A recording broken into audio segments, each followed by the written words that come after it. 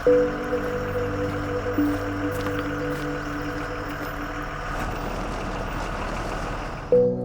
Nick Gibson, I'm the race director for Trans Cascadia. How did this start? I think the beginning was just trying to mix it up and do something different and keep life interesting.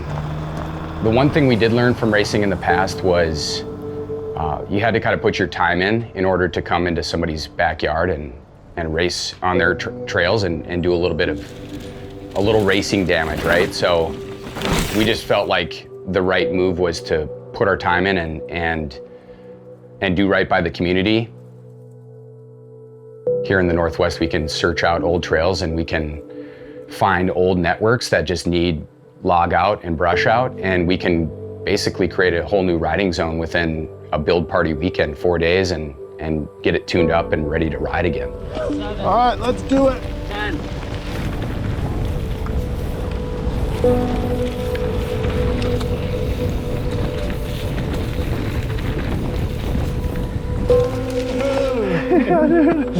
Oh, wild times.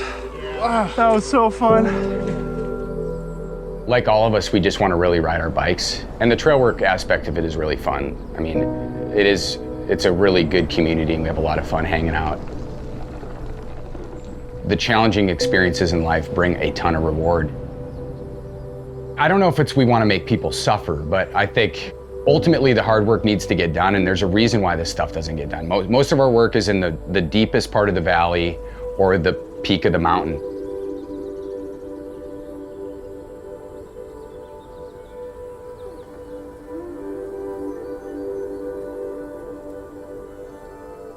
All right, well, welcome everybody to Trans Cascadia R&R number 4. We're taking a year off from the race. We're taking our proficient skills that we've learned over the years to clearing trail and getting into every piece of the forest. With this work party, we're now in every zone that we touched over the last 6-7 years of races. So good to get back and pick out the certain spots that need attention. And yeah, this is our 4th and final one for the season. So thanks for coming out, and thanks to all the volunteers, all you guys that come out. We couldn't do this without you. These teams are comprised of like 8 people, so the idea is start from the front, you do a chainsaw, swamper, pole saw, swamper, hedge trimmer, swamper, hedge trimmer, swamper. It's like a nice peeling of the layers. We'll do 4 teams of 8, and we're just gonna kind of attack from 2 angles, meet at a swimming hole at the end of the day. Another brusher. We definitely need some rakes for swamping. My fuel's with Jordan. There it is. He's got the biggest chainsaw. Man. Look at my backpack. Pretty small. No way. Oh, that is too good.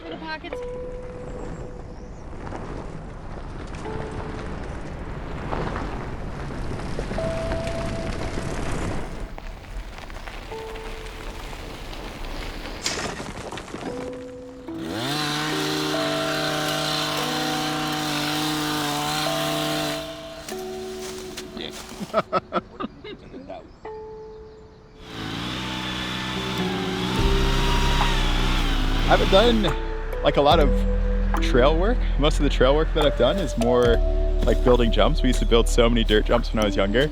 And then all the trail work I did locally was like finding a spot, building a jump, and building a berm. So it's actually cool to be like clearing some brush and stuff like that. So I always thought it's pretty insane like how amazing these trails are. So I'm in the thick of it. Next Trans Cascadia, I'm gonna be like, yeah, that was my section. I feel like Trans Cascadia is pretty special for me because the first year I came was 2018, and the year previous was like full World Cup season, professional athlete, don't do anything else. And that was kind of my whole mountain biking career. So Trans Cascadia was this total opposite thing where you're going into the woods with your friends. It was blind enduro racing, camping, like all this stuff that is mountain biking, but stuff that I had never experienced. So it was kind of this turning point for me in my kind of mountain biking life. It's so important for brands to continue supporting mountain biking, right? Like if these trails don't exist, then all of the product that gets bought, all the people that get into it we have nowhere to ride. And all of it takes work, right? You talk to Nick and he's like, yeah, like one of the reasons we do this is because no one else wants to. And I think that makes it special, and for, you know, Shimano to recognize that and say, yeah, it's really hard work. We're gonna support you doing this really hard work so that we can come out and continue to enjoy this stuff as much as we do. For me, I got hooked because it was in my backyard, and it's like, yeah, like brush farther, so I don't have to come back and next year and do it again, right? But that mentality carries on to other places, and I don't like the no dig, no ride mentality. I think it's bullshit. I love to travel and like enjoy trails other places and that are well maintained, and I want people to come to where we live and enjoy well maintained trails.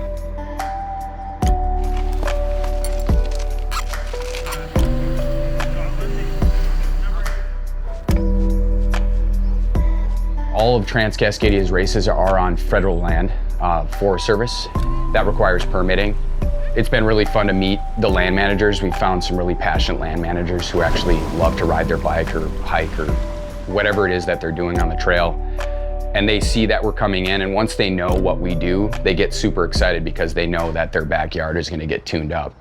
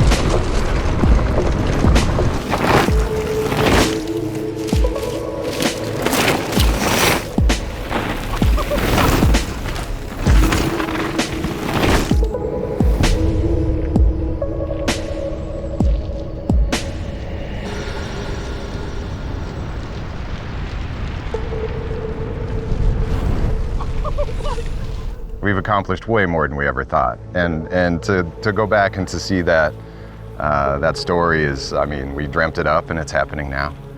You know, it may not look like what we thought it would, but I think it's probably a lot bigger and more meaningful than we ever thought it could be. Trans Cascadia community is such a mind-blowing group of people, and sponsors and everybody who's involved with it. Like, I think once they touch it for a moment, they're like, oh, I get this.